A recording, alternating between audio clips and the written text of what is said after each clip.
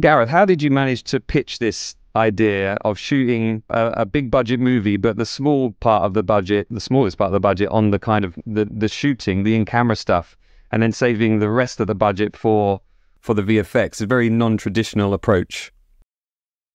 That was the plan. That was the plan. It went a little bit left field of that because of this thing called the pandemic.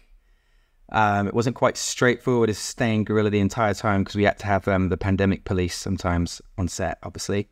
But yeah, no, basically I always felt doing previous films, I got very lucky. I did a very low budget guerrilla film as my first movie. It got me in the position of doing two massive, amazing opportunities in Hollywood. And I always felt there's like a more sweet spot to be had where, and you have to kind of, the problem is if you just go for like, okay, I'm going to do a mid-budget movie, you become a kind of film that has the aspirations of being a blockbuster, but has none of the budget and gets crippled very quickly. Or it's trying to be creative and artistic like an independent film, but it has to deliver this big box office, so it can't even do that. So you can get completely trapped and not be either. And so it felt like the most simplest way to explain it to everyone was, let's go guerrilla, let's go really indie with the shoot. And therefore, you know, if you get the crew down to a certain size, it's cheaper to fly anywhere in the world than it is to build a set. And so suddenly you can cherry pick all the greatest locations in the entire world for every single scene.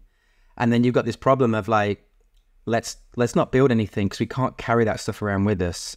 We'll have this big buffer, you know, in theory, for post-production. So it was a bit like taking the safety net people normally have as backup during a movie and go making the film with that. And our safety net was like the majority of the budget for post.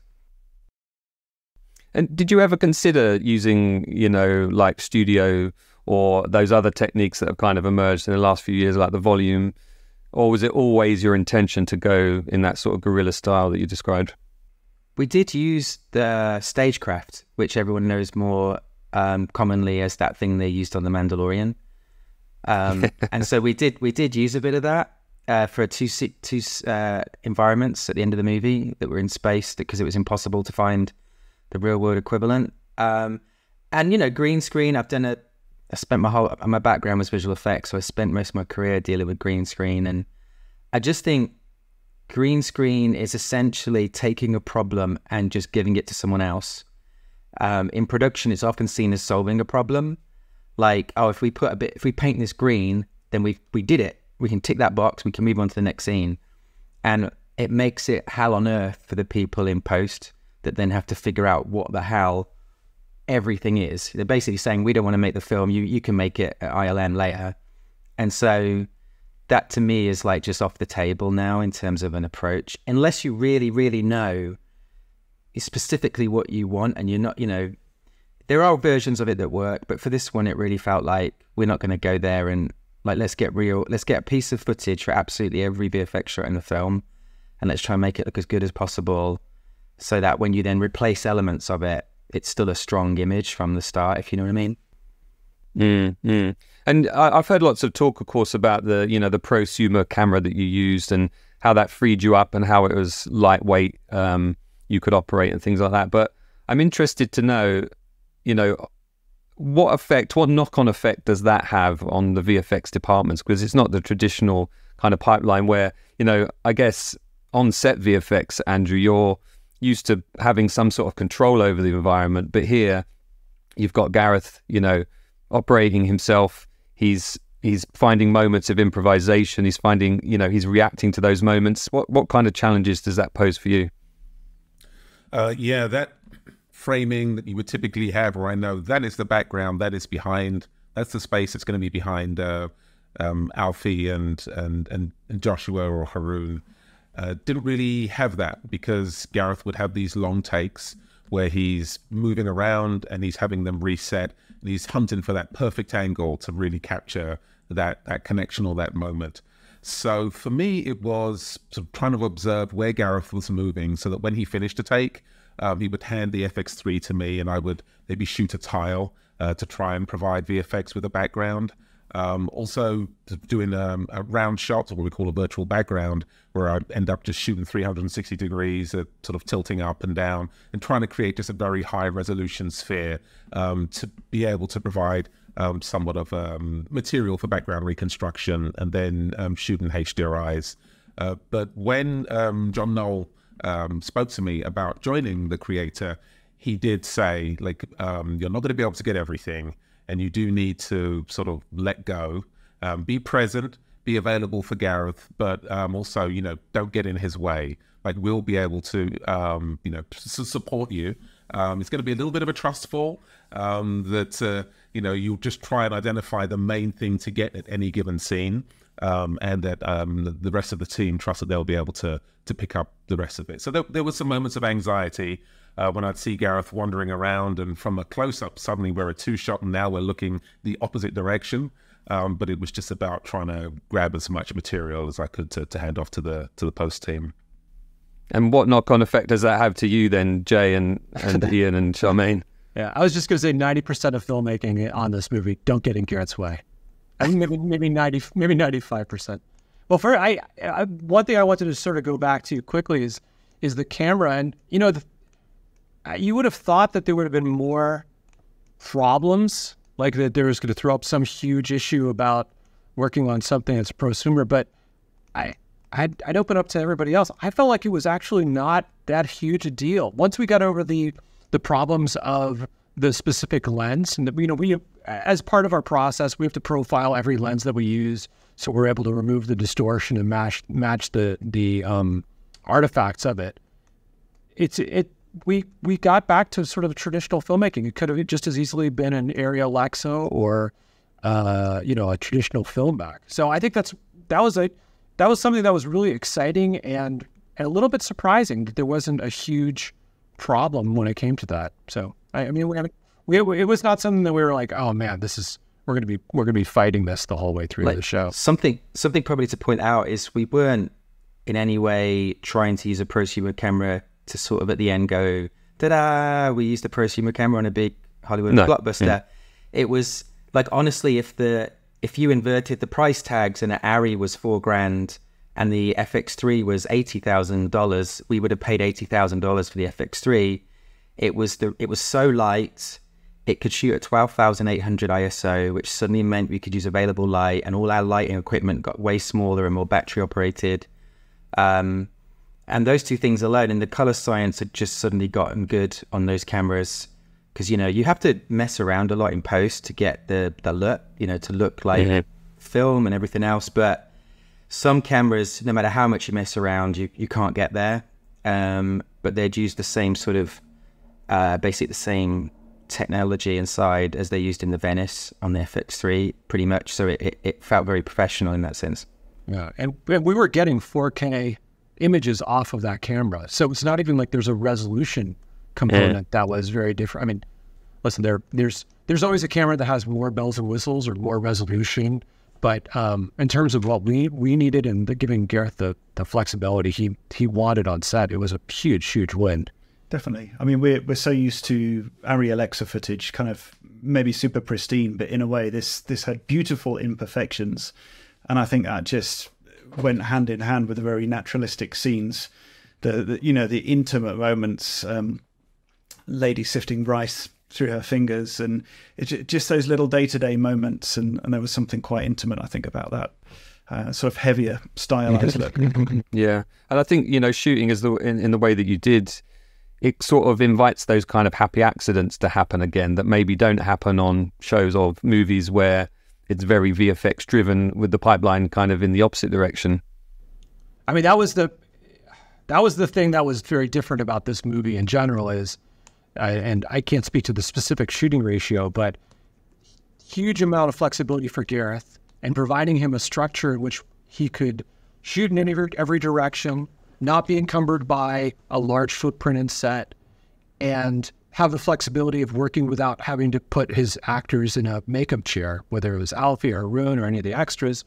That's the where we all joined hands and jumped to support that philosophy. So to free up the money to go to a bunch of different locations, and also to give him like this huge amount of flexibility on the day. That's what we're endeavoring to support. Yeah. Neil, I've heard, Gareth talk on the documentaries about, having this small crew, this guerrilla style of shooting. When you have special effects, we're talking, of course, about the tangible in-camera physical effects teams arrive. Do you still come pretty mob-handed? Is there still a huge bunch of you, or did you manage to whittle that crew down to a smaller crew than usual? We sent 2 people to Thailand, and then the rest were local crew. And normally I travel with 10 to 16 containers full of equipment, and we travelled with 1. It's very well loaded. We picked some stuff up on the location as well, but it was very, I briefed Jonathan Bullock, who was the on-set supervisor, of the way Gareth likes to work, and just do stuff. Put stuff in. Don't wait to be asked to do stuff. Because he will shoot it. If you rig an explosion up, Gareth will find it and film it, and then just lots and lots of smoke. Yeah, creating that atmosphere. And I guess a lot of what you do there on set and your team does on set, that kind of informs the look of the movie for the visual effects team as well. Yeah, I think, Neil and his team putting in all the special effects that they did, whether it be the smoke or explosions, like that gave us such a grounded, reference.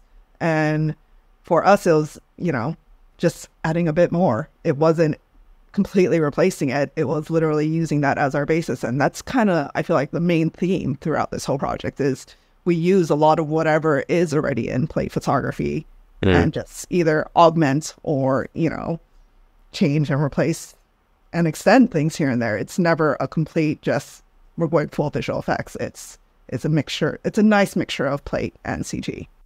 One of the things that's kind of hard to do in visual effects is to have convincing explosions when you don't know what the explosions would look like on the day. It's not that we don't do it all the time. We do. But when you have an anchor that is, there's a flame pot in the tank battle sequence, for example, going off, and we know that there's one on the day, but we want to have 4 of them. Well, we know what the color temperature is. We know the dynamics of the smoke. We know we can infuse all these ideas that are already there. So it's as far as we're concerned, the more that you can do on the day, the better it is. But as long as we have something in the frame to key off of, that's really the jumping off point for us. So we get the color temperature of the smoke, the wind direction, the wind strength, how long the fire is persistent before it rolls into smoke. All of those things we're looking at as cues. It's not that we can't make those choices independently. It's just that if it's already been expressed in the frame, we know there's a reality to it, and we can recreate it. And I think if it's expressed in... Go on, Gareth, sorry. No, I was going to say, when I used to do visual effects, I mainly relied on Photoshop, and I did a lot of matte painting cheats, 2.5D things for VFX. And I would say predominantly the thing I was doing the most, because what you do is you basically get an image, some footage that someone shot, and you're trying to make it look better than it did. And one of the things you start doing straight away is you start cutting out layers. And then the main thing you do is you start creating what you'd call Z depth cues for those layers. And it's what lighting does on a set. It's kind of like you're looking at a 2D image, but it's telling your brain, this is far away, this is close, and that helps give you ideas of scale and all sorts.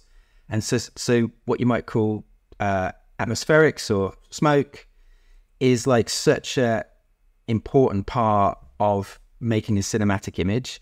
And in a funny way, if someone says you got to go shoot another film, but you can't take a big light with you, you can either take a big light or a smoke crew. I would go for the smoke crew every time, because it's the thing that tells you instantly when you look at an image, the relationship of everything in 3-dimensional space.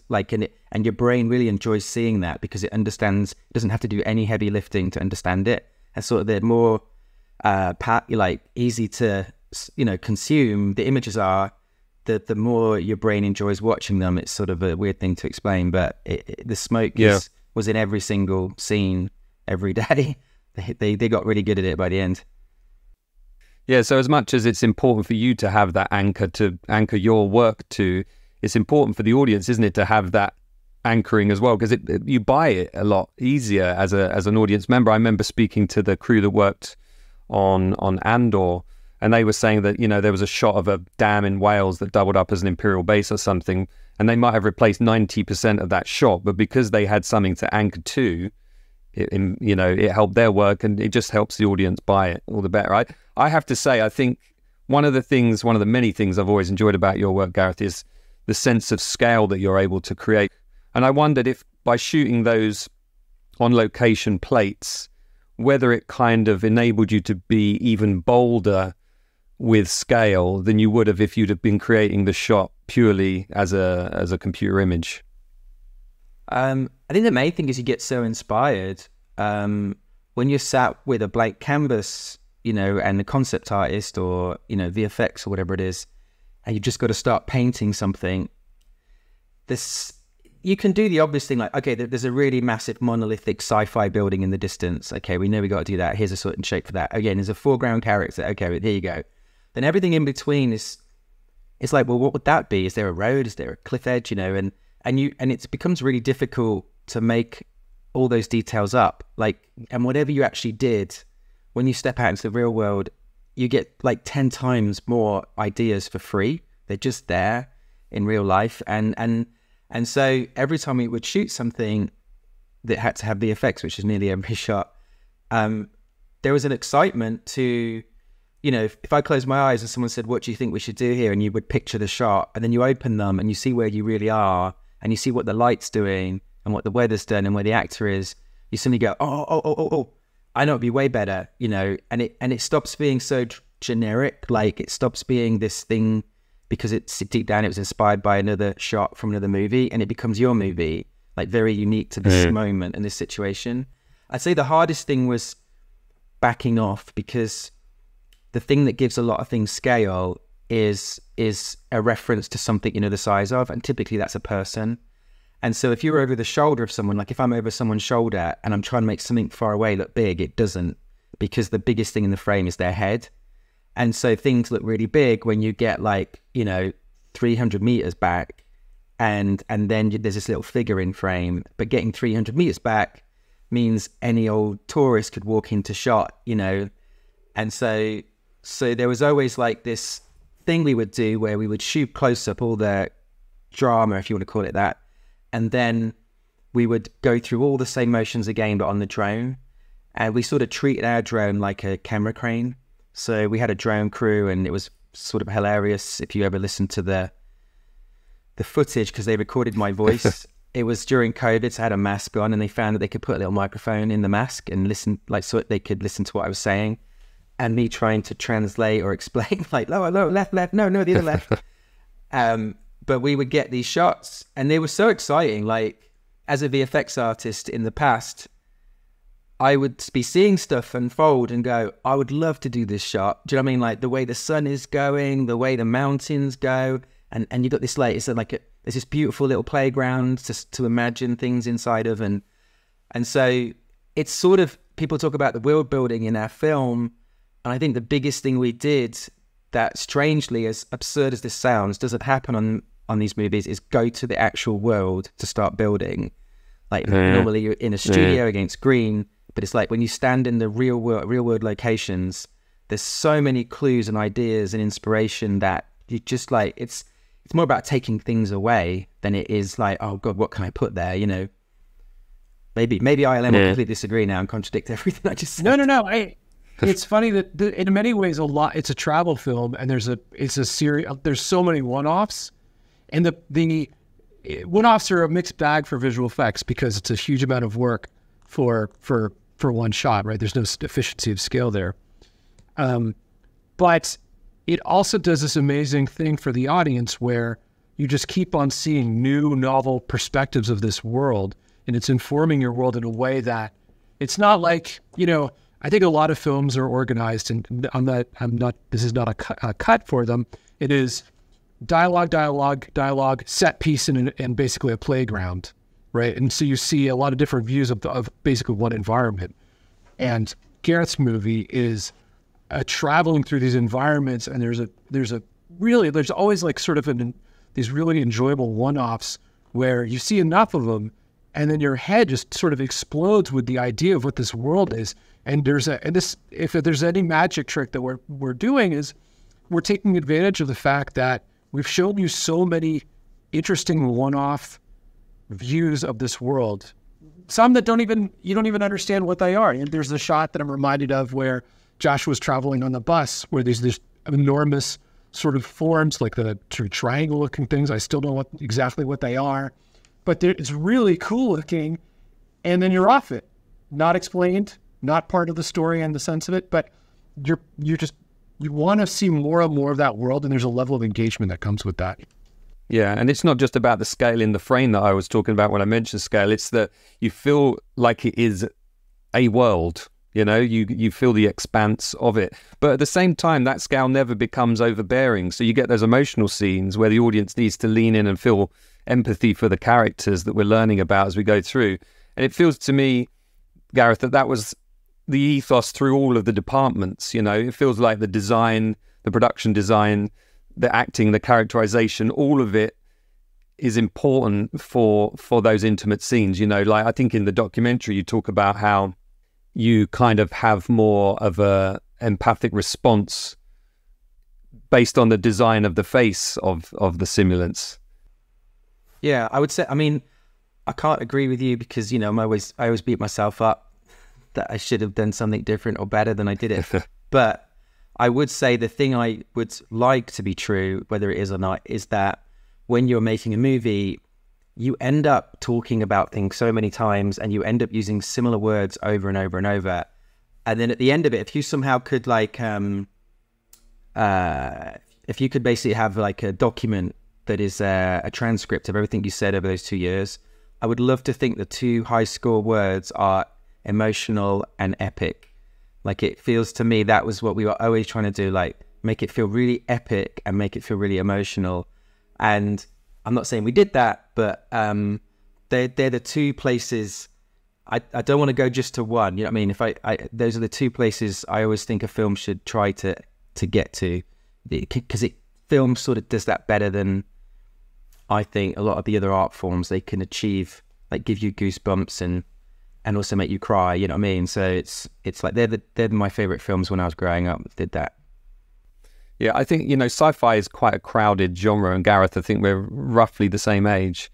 It's very difficult to... You're 23 have as well. A film... Yeah, absolutely, yeah. I just went bald very early. It's very difficult not to see nods to films that we kind of grew up with and, of course, that inspired you.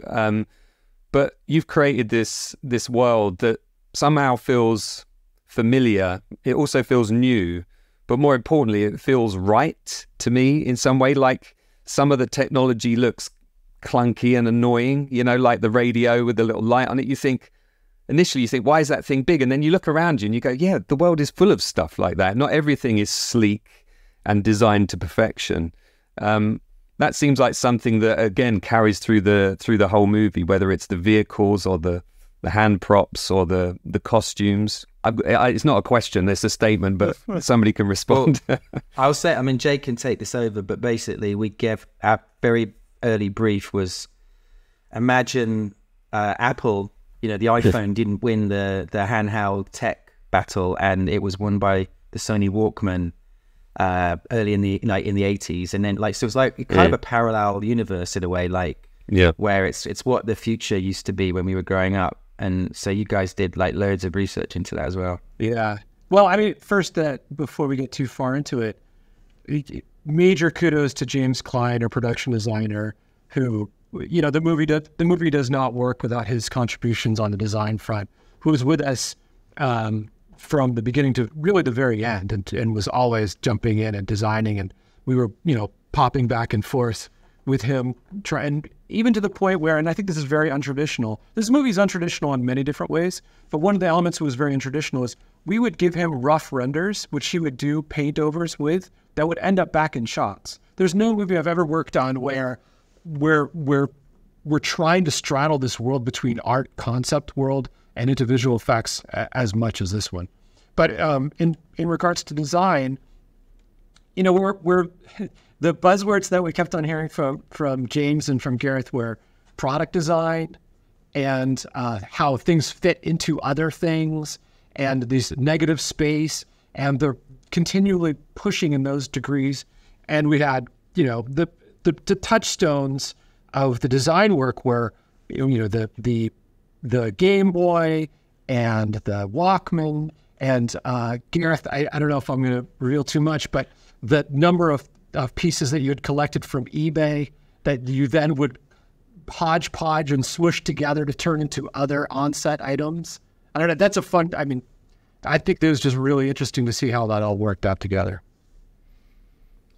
You're not going to volunteer the fact that you bought stuff on eBay. Well, basically, it was the pandemic. I had too much time on my hands, and so I bought every single piece of tech off eBay that you could. You were that guy bidding against me, right? Yeah, from the 80s, and then I don't know what it was, like 3 tons of eBay items went to Thailand, something like that. Yeah, like switchers and we would cut them in half. So you take like a bit of a Sony, camera, and then you would take like some old computer and like basically glue them together and then blend it and create a new looking sci-fi device out of it. And it was like a poor man's way of just filling out all the props on the tables and filling out, all these environments with like crazy looking weird shit that we never explained. That's a very kind of Norman Reynolds approach. Yeah. Sorry, Andrew. It was a treat walking through the art warehouse in Bangkok and seeing tables and tables of just all of this old gear and kit that the art department would attach to a backpack, or it would be some sort of a handheld device that, again, wasn't ever explained, but just became part of the tapestry of the world. You'd see people wandering around carrying things, and it really worked. Our team at ILM had such a blast, though, like putting all these, whether it be, like you guys said, backpacks or TVs together. It was just, the smallest of objects, and suddenly, doing exactly what you guys did on set, practically sticking things together. Our team did the same thing. It was like, totally, I want to put this NES, purple color in here and give it a bit of that orange accent as well. And, contrasting that with the shades of gray, and that 80s vibe was very much alive throughout all of the design. Mm. Of course, the first time I watched the movie, I just felt all of this. I didn't analyze it. On second and third viewing, I'm looking out for things and trying to spot things in testament to all of your work. Neil, I couldn't tell whether they were real vehicles on the road and your team were controlling them, or whether they were CGI, and what was your part in the puzzle and what was the VFX part in the puzzle. What were the sort of challenges you had on set, to be in a far-flung place where maybe the movie industry doesn't necessarily go to? Did you find challenges there that were, this is to you and Gareth, did you find challenges there that really meant that you had to improvise from day to day? It was really, like I say, we took a very minimal amount of equipment, and then we just found whatever we could there as well, and just made it work. And because also Gareth shoots 360, it was like trying to keep out a shot, or like Gareth said, we'd dress the people up so they were in shot with the smoke machines and stuff like that. So it was. It's a great way of working, I have to say. Yeah. I mean, even though we were augmenting, huge sections, we were often keeping the windows and the views through to the interiors, but the rest of the vehicles were often complete replacements. But it's that theme of real, be it real vehicles as a base, or actual plates containing amazing information, or real props that inspired our artists. We're totally up for this. It's give us that over a green screen, and to Charmain's point, that lit up our crews. People who weren't on this project wanted to be. The thing that Gareth had, and still I'm a little bit mystified that we pulled it off, is he had faith that we would sort of figure it out, and made these really big swings. Sprinter vans on set, which were going to be deleted, and remove the engine bays, or the same for the ambulance, or half a dozen of other vehicles. And then us trying to working with James to try to find which parts were absolutely necessary to hold on to get that to work, that sort of puzzle. We had a lot of those. That's sort of a thread through the entire movie, is making these really ambitious asks after it's been shot, and having the confidence that we could sort of figure it out. And it was lucky for us that we had such an amazing paint team, an amazing tracking team, an amazing compositing lighting teams that were able to sort of contribute. We had to fight people to get them off the show. I mean, it's very rare that you have a project where the visual effects artist team is so engaged that they'll spend more time than they're necessarily assigned to work on it. So it was a rare treat in that regard. Yeah, I guess you're all in the industry you want to be challenged. You want to push on to the next level. You don't want to be wallowing, doing things in the same way. Do you think that the way this movie was created will change people's minds on how a movie can be made? They have the information. I don't know if they'll pick up the baton. I mean, I just, if I'm honest, that's it. I mean, a key ingredient, and I think we feel this, at least ILM side, is Gareth in the equation. The fact he can size up a shot with a knowledge in his mind of how that could come together, how that needs to come together, and then communicate it really, clearly, efficiently with us downstream, makes the world of difference. I mean, I think other filmmakers could pick up a similar style, but it's partnerships. If perhaps they're less VFX savvy, but want to take the same approach, it's making sure that they have VFX core in their team, so we can kind of pick up any slack and make sure we're having those discussions and can feed into some of those early decisions. So yes, I think it can be done, but I mean, Gareth was it's going to speak at the DGA and do. You're all signed up for the next Gareth movie, then, right? Yeah, we're signed up. That's an easy one. It's Scooby-Doo 5. This is what I was going to say to you, Gareth. I look at the film and I can see the kind of influences that you and I have grown up with, and I can also see aspects of Monsters in there, and I can see aspects of Rogue One in there, and I can see the scale of the Godzilla movie. What's next? Is it a musical?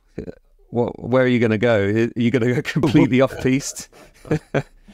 Yeah, it's a rom-com black and white musical, so it wins awards. Okay, looking forward to that one. I just wanted to go back briefly to talk about the way in which you shot this, because as I said, I was talking to Phil Tippett earlier, and I was talking about how much planning he does in his work, and he says sometimes I just build the armature of the thing, I build the miniature around it, and I just set about animating, and I've got an intention. But if suddenly I think actually this character should do this, I've got that ability as director and animator to take it in any direction I want to go. And it seems to me that you have that same kind of approach, in that you allow yourself enough room to improvise. People talk about that flow state, don't they, that sports people get when they're driving, a racing driver around a racing circuit. Ayrton Senna famously talked about it, or Phil Tippett was talking about being in the zone. Is your zone, Gareth, like behind that viewfinder? Yeah, I can relate to that in the sense that, so there's, what I thought the way you would make a film was, when you were young, is what you did is you sort of got a pen and paper and you start storyboarding, and you close your eyes, you try and picture what would be really cool shots. And then you basically show that to everybody and they go, got it. And then you, one at a time, just go and get those shots and put it together. And that's kind of how some films are made, and partly made. And I found that when I made my first film, I had to throw that whole idea out the window, because we had so little money that if I started trying to say, no, it has to be this car going this way against this thing, suddenly that would cost us 10 grand to organize, Instead, it was like, okay, let's just flag a car down on the side of the street that looks cool, and let's see if we can talk them into being in a film for an hour, and things like that. And so that then teaches you, because you get in the back of that car, you go down some of the road that you weren't picturing, and obviously when you see things worse than you were picturing, you go, no, keep going, no. And then suddenly you'll see something better than you were picturing, or more interesting or unique than you were picturing. And you go, wait, stop. Oh, cool, okay. And you start like chucking the ingredients in front of camera. And again, you need to have a plan slightly, because the crew or everyone that's trying to help you, they just want to know what do we need to do? right? So like by having storyboards sometimes or concept art or long conversations, planning things, it allows everyone to go, okay, we need these ingredients nearby and we need to chuck them in front of the lens like this. And then when they're chaotically going in front of the lens, that's when you get excited because you go, okay, it's not quite... I always feel really bad. I think my worst moments are when I've blocked a scene and it's too staged and it feels fake. You know what I mean? It feels like actors have been told to stand there and look at that thing.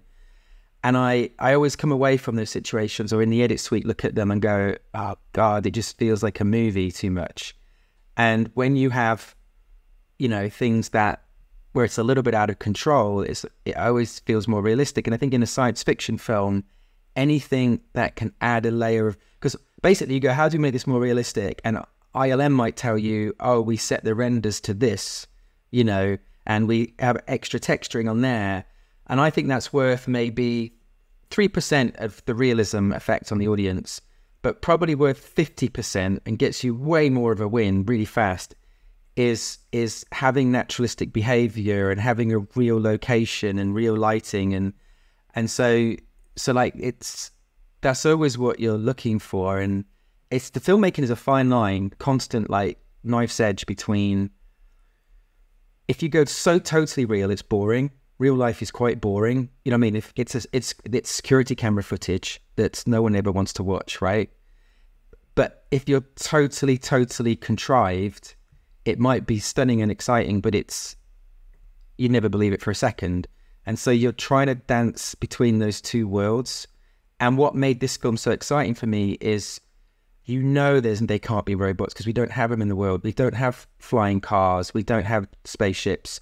But if we can shoot something in a really organic, naturalistic way, where you're just so confused watching it going, but hang on, how did they do this? And if you're familiar with filmmaking, you start to go, wait, like some of my favorite shots are things like where Alfie, the little AI robot kid, is just chatting with the other kids in a village in like Cambodia. Yeah.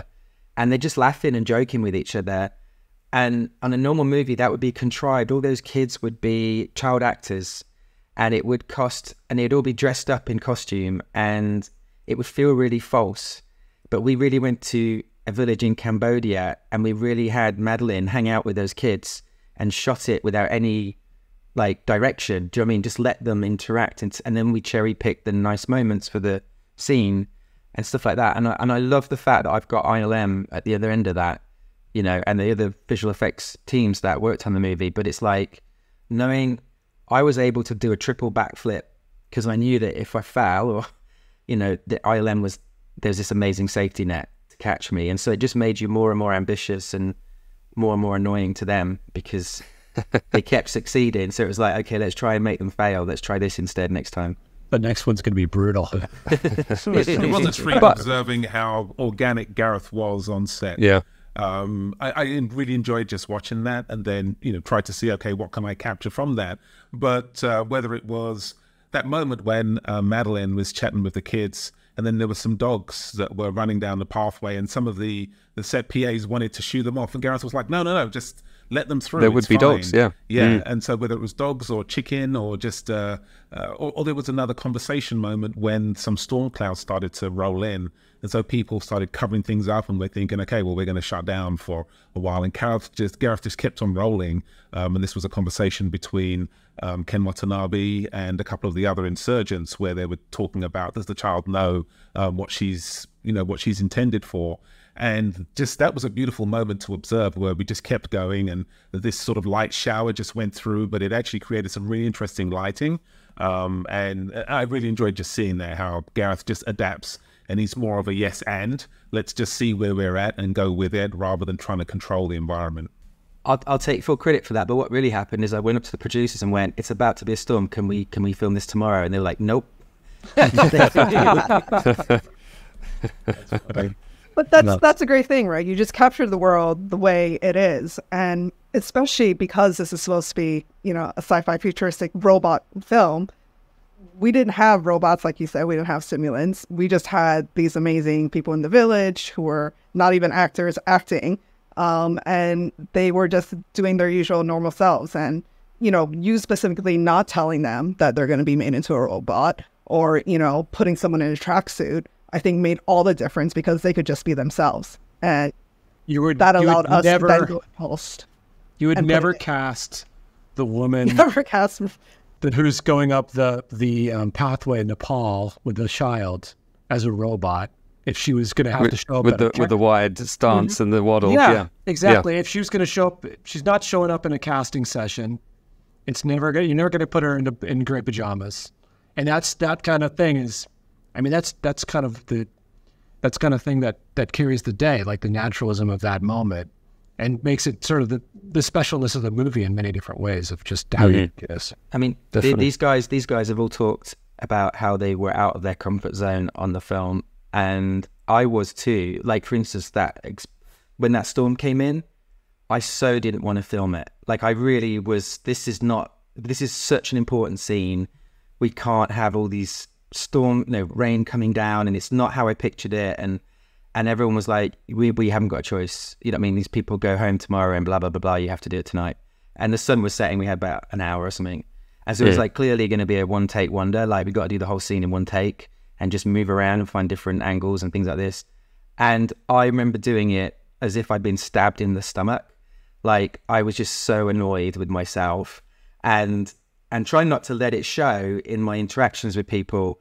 But I was gutted because I'd been dreaming about this, because of the pandemic. You had an extra year and a half to dream about every scene in this film. Yeah. And I was like, it's just not how I was picturing it. I was so annoyed with myself.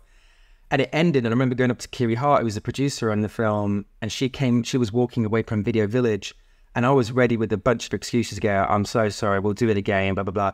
And she looked like tearful, and she went, that was amazing. Wow. And I was like, what? And she goes, that was the best scene that we've done. And I was like, you're kidding me? And it's like, and then you realize being forced out of your comfort zone is a really good thing. You go kicking and screaming, but you tend to do your best work when you're really not like ready or happy. Like when because a filmmaker can very easily start to create walls and barriers and go, and like, I want these people to tell those other people to go away, and I want everyone to, like you can make life easy for yourself, and then your films, I think, don't get quite as interesting. And so like with visual effects, like getting out of the comfort zone, getting a bit panicked, having some sleepless nights. Yeah, you always come. On paper, this movie doesn't work for visual effects. If I'm completely candid, like if you list out all the assets, if you list out all of the shots, if you list out all of the effect simulation, the number that comes back is way more than I think we had to spend. But it's the fact that we started from a place of, okay, well, we know that we had sort of a common pot of money, and our goal was to sort of elevate everything up. And Gareth is helping us drive what things are sort of hot and what things are colder, and where we can cheat and where we can not cheat, and techniques for, well, we're only going to see this from one perspective, so we only just need it as a flat piece of art, or this thing is a lot more important, so we need to make sure we put more time into that. That's not how traditionally movies are made. Movies are made that everything is sort of on paper, has an equal weighting in terms of budget. If you're asked to build a robot that's a certain dollar, if you have 5 of them, that is the same price times 5. No, we're not doing that. We're going to basically say, all right, we'll make one common body. We'll make 7 different heads. We'll do multiple paint schemes for the heads. Then we'll send when Gareth wants a couple of other robots. Well, what we'll do is we'll turn off, Charmain, you remember this? Let's turn on a lens or turn off a lens. Things like that. We're in this world where we're trying to elevate and find lots of cheats. And I think that's just really refreshing for visual effects to be part of that game, because I think that's something that exists in the production is like on set a lot. If you don't have the crane for that day, then maybe you're on a ladder. If you don't have the dolly, then maybe you're on a rickshaw. If you don't, there's always sort of a secondary backup plan. And that's not something that we typically do in visual effects. And it's something that I really loved about the project, is that we were trying to find places where we're doing that. Charmain, maybe you want to speak about sort of our 2D robots. Like we had backups for our backups.